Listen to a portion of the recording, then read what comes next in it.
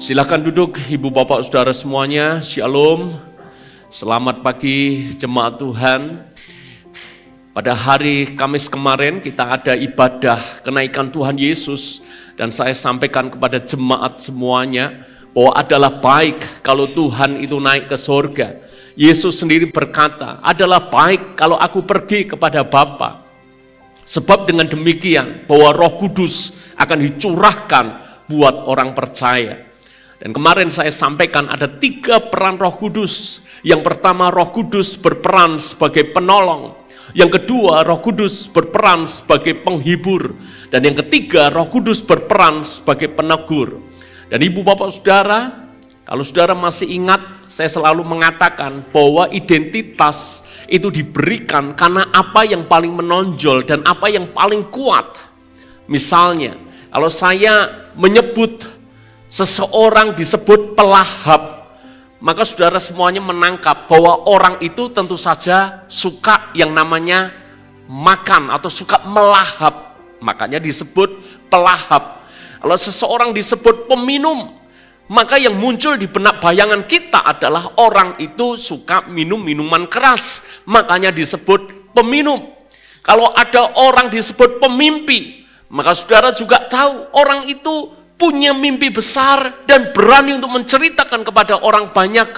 Makanya orang bilang dia itu pemimpi, dia itu visioner.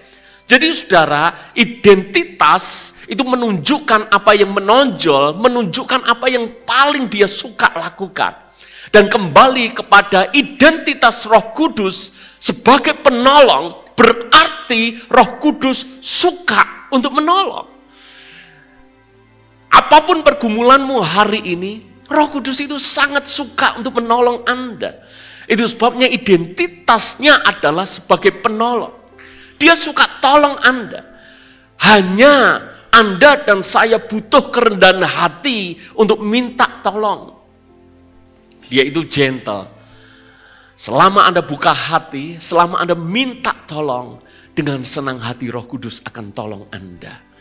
Dia penghibur, artinya di dalam masa sulitmu, di dalam masa susahmu, dia sangat senang menghibur Anda. Dia selalu ada bersama dengan saudara. Bahkan di masa-masa di mana semua orang meninggalkan saudara, masa-masa di mana Anda merasa dalam kesendirian, Roh Kudus sesungguhnya selalu ada buat hidupmu. Dia selalu menguatkanmu di saat engkau lemah. Dia rindu untuk mengangkatmu di saat engkau jatuh. Dia mengerti apa yang kau rasakan, dia memahami apa yang sedang terjadi dalam hidupmu, dan dia akan menghibur hidupmu. Yang ketiga, Roh Kudus sebagai penegur. Bukan berarti kalau penghibur, bukan berarti kalau penolong, segala sesuatu seolah-olah pro dengan kita, apa yang kita suka. Ingat, dia juga penegur. Penegur artinya kalau ada yang salah, kalau ada yang tidak benar, kalau jalanmu mulai menyimpang, kalau engkau mulai tersesat, Roh Kudus ingin membawamu kembali di dalam hadiratnya. Makanya tidak segan-segan Roh Kudus mengingatkanmu, Roh Kudus menyadarkanmu, Roh Kudus akan menegurmu. Teguran itu baik supaya kita mengerti jalan-jalannya, supaya kita tetap ada di dalam hadiratnya. Hari ini saya akan lanjutkan tentang peran Roh Kudus bagi kita semuanya. Dan yang hari ini kita mau pelajari adalah Roh Kudus akan memberikan kuasa untuk kita menjadi orang-orang yang berkemenangan. Yang percaya katakan amin. Alkitab katakan, engkau diberikan kuasa kalau Roh Kudus turun atasmu. Engkau akan menjadi saksiku di Yerusalem, di Yudea dan Samaria sampai ke ujung bumi. Anda dan saya butuh kuasa yang membuat hidup kita berkemenangan. Mari buka Alkitab kita di dalam Kisah Para Rasul, pasal yang pertama ayat yang ke-8. Saya ulangi lagi ayatnya, terus kemudian kita akan loncat di Roma pasal yang 8 ayat yang ke-37. Kisah Para Rasul pasal yang pertama ayat yang ke-8. Tetapi kamu akan menerima kuasa, kamu akan menerima power. Kalau dalam bahasa Yunani itu dunamos, makanya muncul kata dinamit, ledakan. Itu ada di ayat ini. Kamu akan menerima kuasa. Bukan sekedar kuasa yang kecil, tetapi kuasa yang besar. Kuasa yang bahkan bisa membuat sebuah ledakan. Kalau Roh Kudus turun ke atas kamu, dan kamu akan menjadi saksiku. Ternyata ada tujuan kenapa Roh Kudus dinyatakan buat kita semuanya. Supaya kita menjadi saksi Kristus. Supaya orang lihat perbuatan besar Tuhan yang dikerjakan di dalam hidup kita. Di Yerusalem, di seluruh Yudea dan Samaria, dan sampai ke ujung bumi. Loncat Roma pasal yang ke-8 ayat yang ke-37. Tetapi dalam semuanya itu kita lebih daripada orang-orang yang menang oleh Dia yang telah mengasihi kita. Sebab aku yakin bahwa baik maut maupun hidup, baik malaikat-malaikat maupun pemerintah-pemerintah, baik yang ada sekarang maupun yang akan datang, atau kuasa-kuasa, baik yang di atas maupun yang di bawah, atau sesuatu makhluk lain, tidak akan dapat memisahkan kita dari kasih Allah yang ada di dalam Kristus Yesus Tuhan kita. Sekali lagi Alkitab mengingatkan kita semuanya, Anda bukan orang biasa. Anda adalah pemenang. Dan bahasa Alkitab menunjukkan tidak hanya sekedar pemenang. Alkitab katakan kita lebih daripada orang-orang yang menang. Maka ketika Roh Kudus dinyatakan dalam hidupmu, hidupmu adalah hidup yang berkemenangan. Ada 3 poin yang pagi hari ini saya sampaikan kepada saudara, dan saya mengajak Anda bisa menangkap kebenaran ini dan bagaimana aplikasinya dalam hidup kita semuanya. Poin yang pertama, Roh Kudus dicurahkan supaya Anda punya kuasa untuk hidup berkemenangan. Kita butuh Tuhan lebih daripada apapun. Saya tekankan kepada saudara, ketika Anda andalkan kekuatanmu sendiri, kita akan capek, kita akan letih, kita akan lelah, tidak berdaya. Pada akhirnya kita akan kalah. Manusia itu terbatas, kita sangat terbatas. Begitu kita mengandalkan kekuatan kita sendiri, Anda berarti mengandalkan kekuatanmu yang terbatas.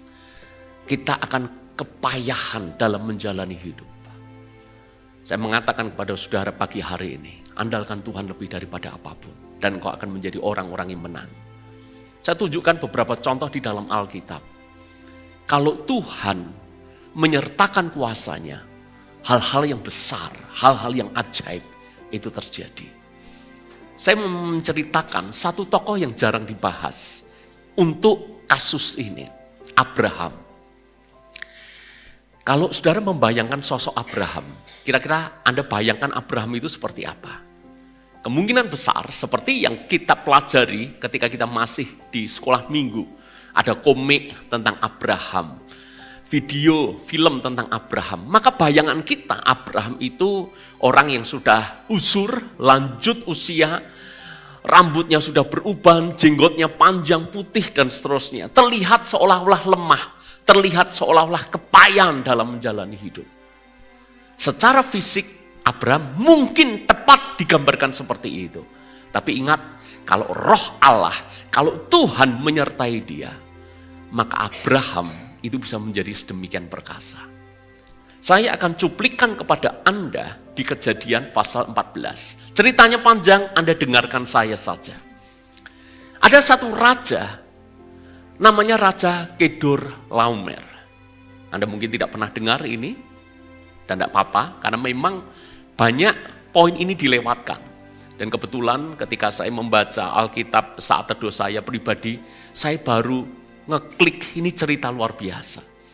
Raja Kedorlaomer itu sedemikian kuat, sedemikian punya power, sedemikian perkasa, sampai 3 raja yang lain itu bersekutu dengan dia, takluk kepada dia. Mendekati dia supaya tidak dimusuhi. Ini Kedorlaomer. Selain 3 raja bersekutu dengan dia, Raja Kedorlaomer ini juga menjajah, dalam tanda petik di zaman sekarang disebut menjajah, menguasai 5 raja yang lain di daerah itu. Termasuk Raja Sodom, Raja Gomora. Itu juga dikuasai oleh Raja Kedorlaomer. Berapa lama? 12 tahun. Berarti kekuasaan Kedorlaomer ini sangat kuat. sangat besar. Lalu pada tahun ke-13, ceritanya 5 raja ini memberontak. Mungkin capek dijajah, mungkin merasa kekuatannya sudah cukup kuat, makanya memberontak terhadap Raja Kedorlaomer. Yang terjadi selanjutnya, Kedorlaomer dengan sekutunya, berarti dengan 3 raja yang lain, dia menyerang 5 raja ini. Termasuk Raja Sodom, Raja Gomora, dan seterusnya. Dan begitu Kedorlaomer menyerang 5 raja ini, apa yang terjadi? Maka 5 raja ini dengan mudah dikalahkan. Termasuk Sodom dan Gomora. Dan Anda tahu bahwa saat itu Lot, keponakan Abraham, itu ada di Sodom. Karena gembalanya ceritanya bertengkar, Abraham memberikan pilihan kepada Lot. Lot, kamu pilih. Kalau kamu ke kanan, aku ke kiri. Dan Lot memilih Sodom karena dipikir itu tempatnya bagus. Airnya banyak seperti taman Tuhan. Lot tinggal di Sodom. Dan ketika peperangan itu terjadi, maka seperti film-film kolosal yang mungkin Anda lihat. Satu tentara dia serbu satu wilayah, maka ketika tempat itu dikalahkan, maka penduduknya itu juga ditawan. Maka Lot, keluarganya, anak istrinya, ternaknya, hartanya dijarah, keluarganya ditawan. Abraham mendengar akan hal ini. Ini hebatnya Abraham. Mestinya secara manusia Abraham bisa saja berkata, toh dia sudah membuat pilihan. Toh itu pilihannya sendiri. Apalagi sebetulnya secara urutan umur agak kurang ajar ini Lot. Karena Lot memilih bagiannya lebih dulu. Mestinya kalau dalam budaya yang tepat, Lot itu mempersilahkan Abraham yang pilih dulu. Tapi enggak. Lot tidak buang kesempatan ini. Dia langsung ambil pilihan itu. Jadi harusnya Abraham bisa tutup mata tentang apa yang terjadi dengan Lot. Membiarkan keponakannya itu ditawan oleh Raja Kedorlaomer. Tapi Alkitab catat seperti ini. Begitu Abraham dengar keponakannya ditawan, maka ini yang dilakukan. Kejadian 14 ayat yang ke-14. Kejadian 14 ayat yang ke-14. Ketika Abraham mendengar bahwa anak saudaranya tertawan, maka dikerahkannya orang-orangnya yang terlatih, yakni mereka yang lahir di rumahnya, 318 orang banyaknya, lalu mengejar musuh sampai ke Dan. Dan pada waktu malam berbagilah mereka, ia dan hamba-hambanya itu, untuk melawan musuh.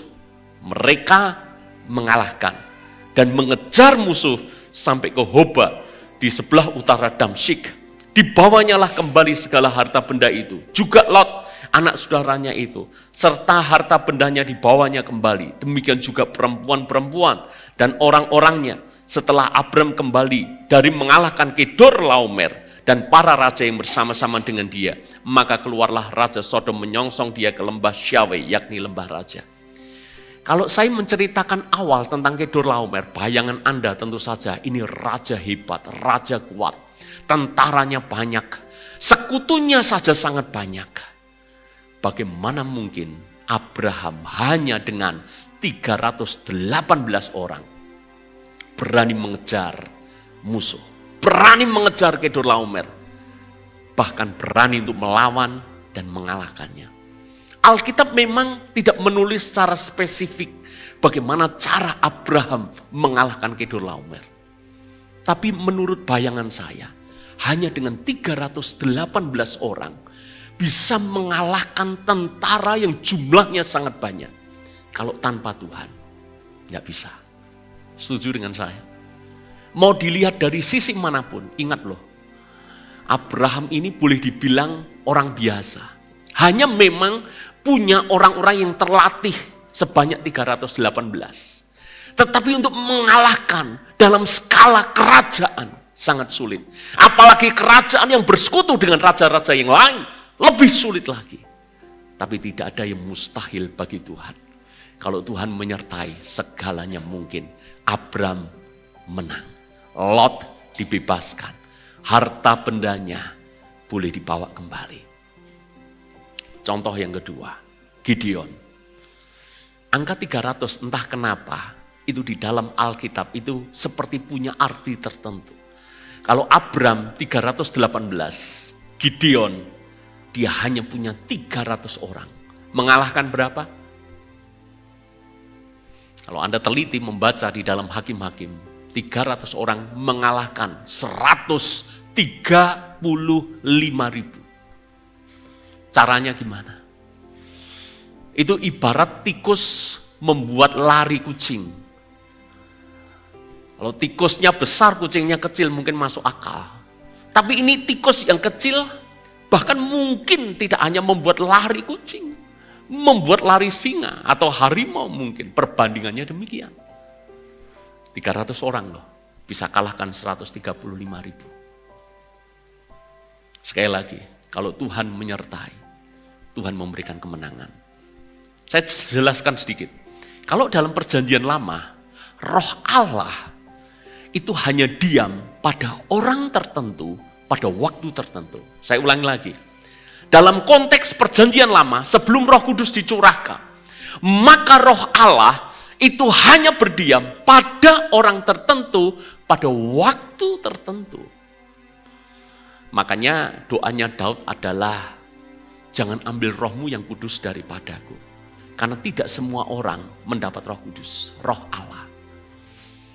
Tapi dalam era kasih karunia, semenjak kita percaya Yesus, Roh Kudus dicurahkan. Maka Roh Kudus bukan naik turun seperti itu, bukan kepada orang percaya tertentu pada waktu tertentu, tetapi Roh Kudus dicurahkan untuk semua orang percaya yang membuka hati dan menerimanya, berdiam selamanya.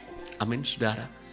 Kalau orang di perjanjian lama mengalami kemenangan besar, kita yang hidup di era perjanjian baru, Anda dan saya, makanya dikatakan lebih daripada pemenang. Amin. Apapun masalahmu hari ini, mungkin beberapa di antara saudara sedang menghadapi masalah finansial. Seolah-olah semuanya berat. Mungkin ada di antara Anda yang mungkin terbelit hutang, yang Anda mau hitung dengan cara rumus apapun, gak ketemu bagaimana menyelesaikannya. Hari ini dengar baik-baik, Tuhanmu lebih besar daripada hutang-hutangmu. Anda mungkin menghadapi masa-masa yang sulit, mengalami sakit penyakit, yang rasanya kok tidak sembuh-sembuh. Kenapa hari ini kita tidak percaya bahwa Tuhan kita Tuhan yang sanggup dan Tuhan yang hidup untuk memberikan kita kemenangan atas segala penyakit kita. Masalah apapun yang terjadi hari ini, andalkan Tuhan lebih daripada apapun. Bekerja, andalkan Tuhan. Dalam perjalanan, minta penyertaan Tuhan.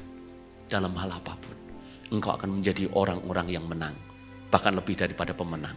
Amin. Yang kedua, ibu bapak saudara semuanya, apa yang terjadi kalau Roh Kudus dinyatakan atas kita? Yang pertama, Anda punya kuasa untuk hidup yang berkemenangan. Yang kedua, menang atas apa? Kita pelajari, menang atas kuasa dosa. Saya bacakan dulu di dalam Roma pasal yang ke-8 ayat yang pertama. Roma pasal yang ke-8 ayat yang pertama. Demikianlah sekarang tidak ada lagi penghukuman bagi mereka yang ada di dalam Kristus Yesus.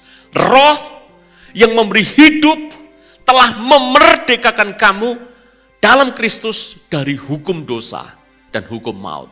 Yang pertama, Roh Kudus itu ibarat meterai, jaminan bahwa Anda percaya Yesus, Anda sudah dapat jaminan keselamatan.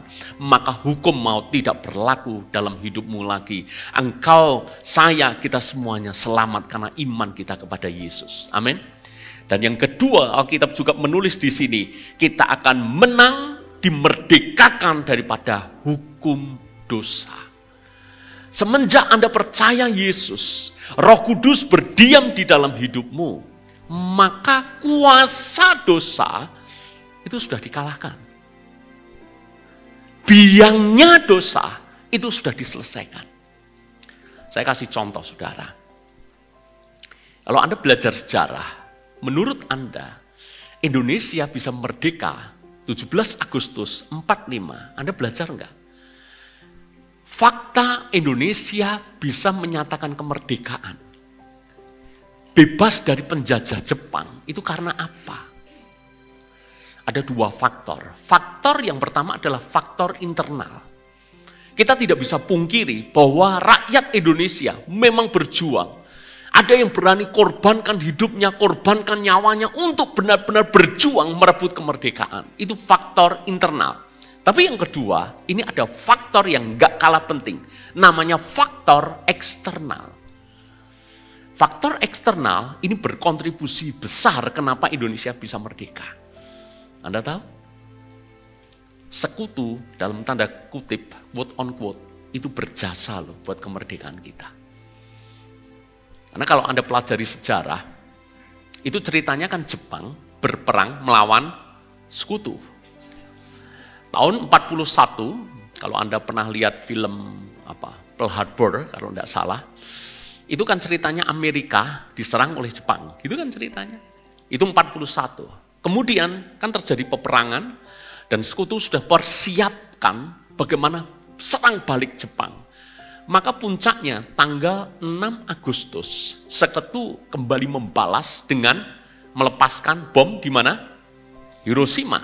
Itu tanggal 6. Diserang dengan bom seperti itu, Jepang kelabakan, tidak siap.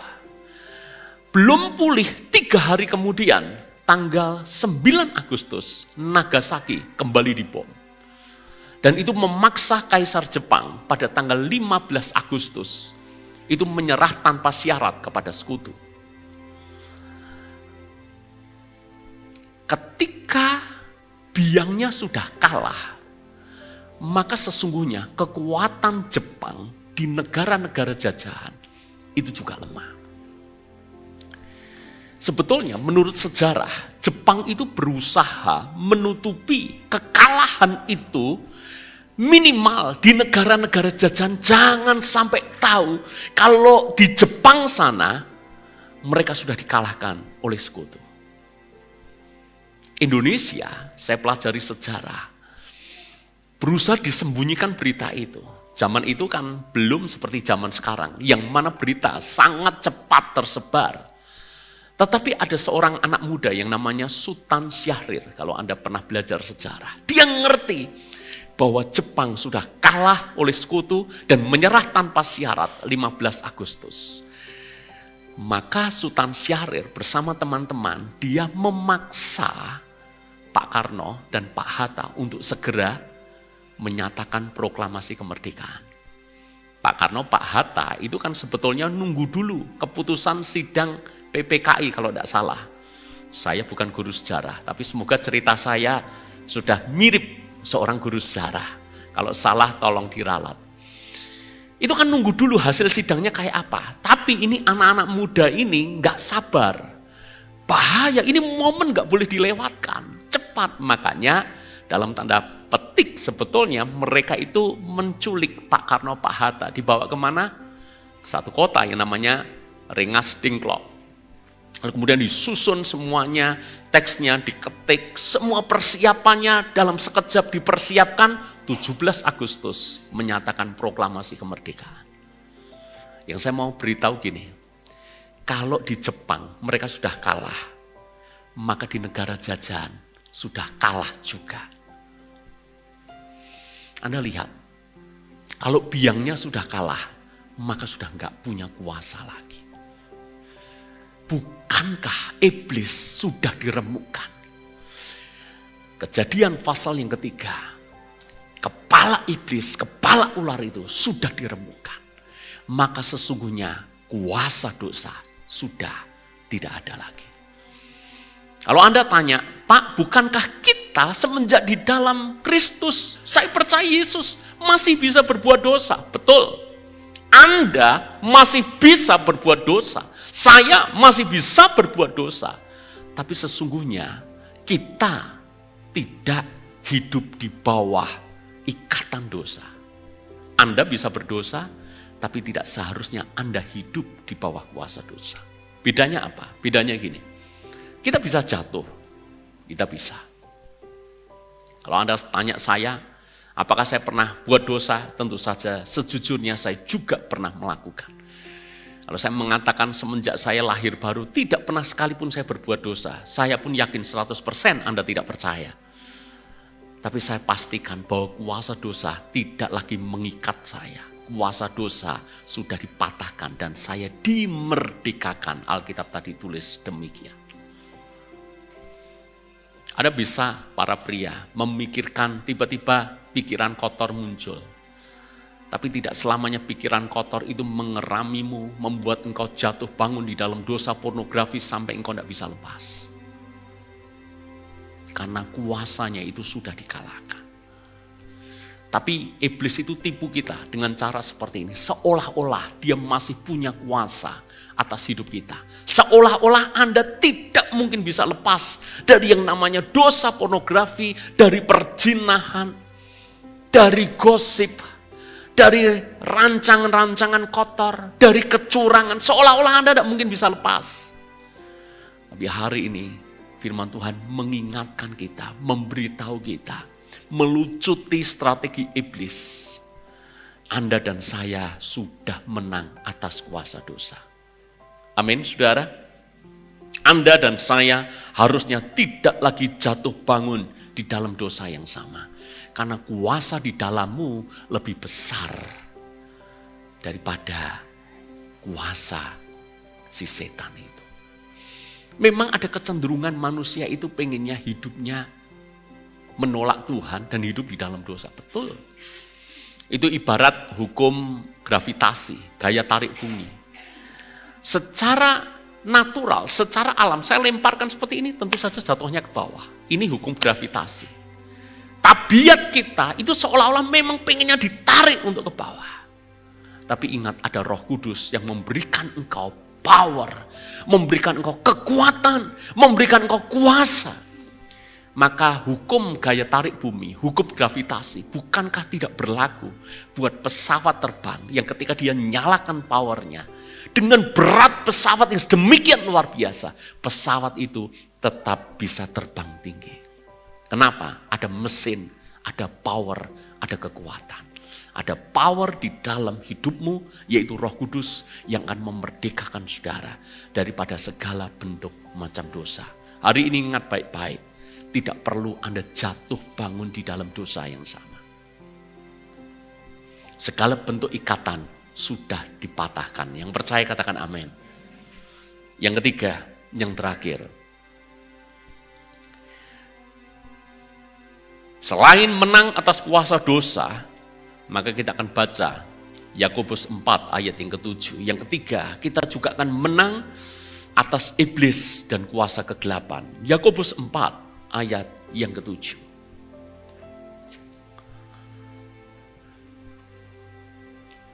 Saya bacakan buat saudara. Karena itu, tunduklah kepada Allah. Kalau Anda dan saya tunduk kepada Allah, Roh Kudus berdiam dalam hidupmu, mengambil alih hidupmu. Maka ini yang terjadi. Lawanlah iblis, maka ia akan lari padamu. Anda lawan iblis, iblis yang lari padamu. Kalau Anda berhadap-hadapan dengan setan, Alkitab sudah kasih tulis loh. Siapa yang lari, saudara? Tolong jawab, siapa yang lari? Anda ketemu setan yang lari Anda atau setan yang lari daripada Anda? Setan lari, Anda lari, atau dua-duanya lari. Satu ayat lagi, Lukas 10 ayat yang ke-19.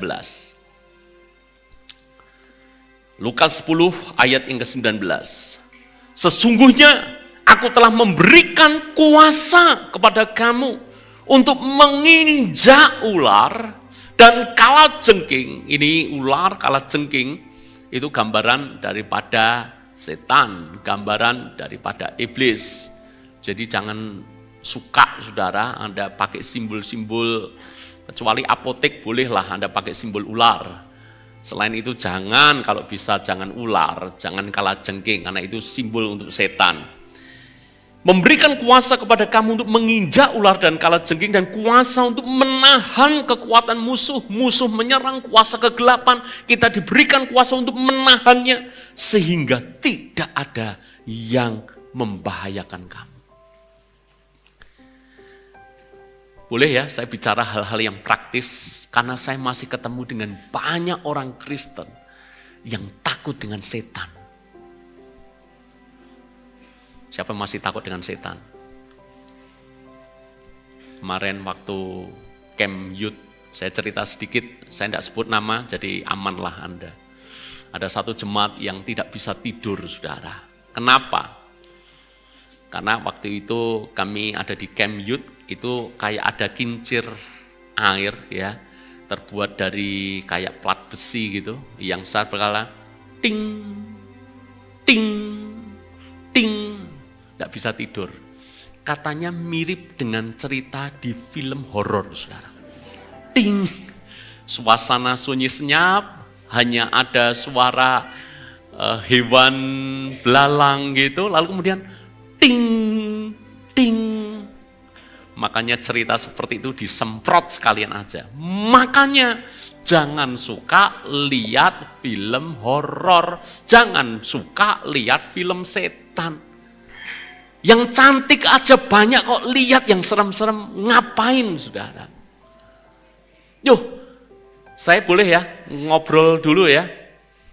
Anda lihat film horor, itu merugikan banyak pihak. Pihak kami yang suka film itu jadi tidak bisa lihat film, gara-gara industri film itu pilih film yang laris. Kebetulan yang laris itu film horor semuanya. Saya sudah puasa berapa bulan tidak lihat film. Mungkin 3 bulan ada. Karena setiap kali saya buka aplikasi, saya sampai tidak tahu ya, setan apa gitu ya. Mulai setan keramas, setan gayung, siksa, kubur. Wah, judulnya serem-serem. Wah. Yo, Anda mungkin berkata, Pak itu hanya hiburan. Anda sedang secara tidak langsung loh mempromosikan setan, membuat setan seolah-olah lebih besar daripada kita, membuat kita kan jadi takut. Loh saudara, kan ayat ini jadi nggak berlaku kan buat kita hanya gara-gara Anda suka lihat film horor. Yang masih suka lihat film horor hari ini bertobat saudara, sungguh bertobat.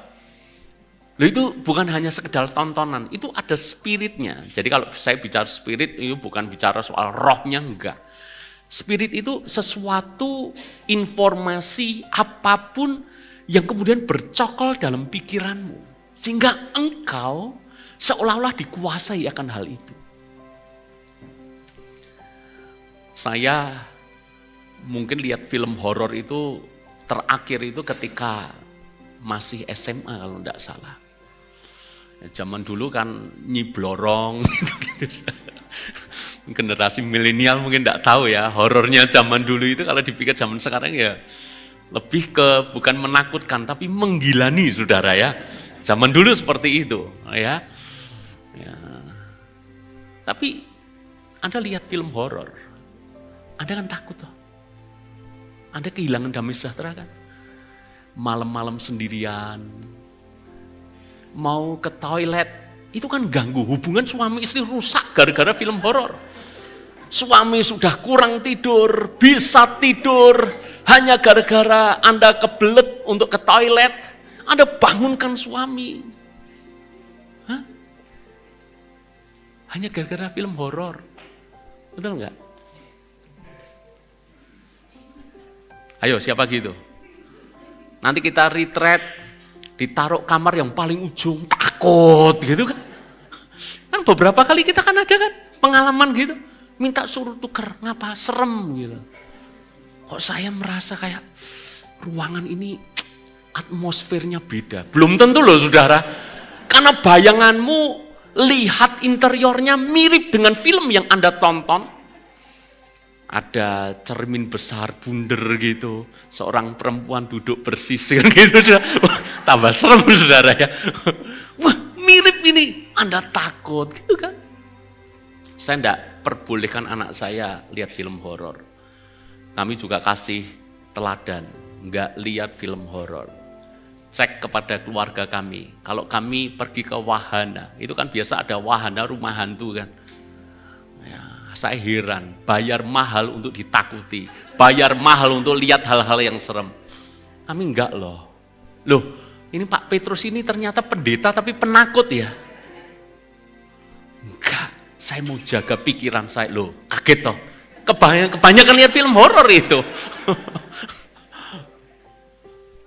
Saya beli rumah saya yang pertama, yang rumah bibis, yang rumah lama itu. Itu kenapa dijual murah, enggak laku-laku. Itu saya sampai enggak berani ajak orang tua untuk lihat, saudara. Karena kalau saya ajak orang tua saya untuk lihat, mereka pasti kasih rekomen jangan dibeli. Karena sudah pendek, gelap, bahasa Jawa singup, lampunya itu kecil, lampu pelentong yang 5 watt warna kuning. Sudah gitu ada gebyoknya, kemudian ada ukir-ukirannya, ada lukisannya. Jadi lukisan kayak